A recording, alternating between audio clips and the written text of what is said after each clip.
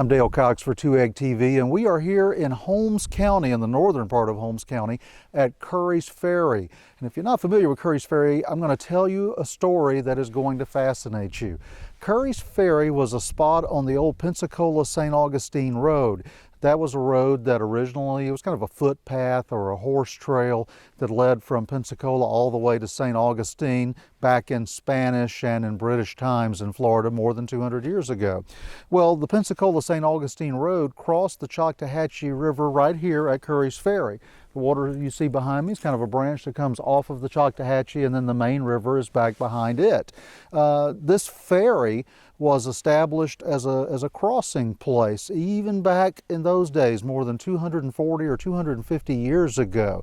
We know that during the American Revolution in 1778, a British expedition was on their way from Pensacola to reinforce St. Augustine. Florida at that time was, for a short 20-year period, the possession of Great Britain. And of course, Great Britain was fighting against the 13 American colonies in the American Revolution. This British military force crossed the Choctawhatchee River here. They met here with an English merchant or a trader who traded for furs with the Creek Indians named Stedham, and he had a trading post here.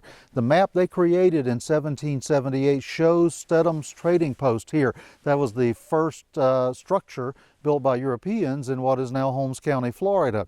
Also nearby, it showed the abandoned site of a Coushatta town.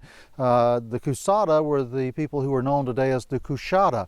They were allied or part of the Creek Confederacy, but they were also had a separate identity of their own.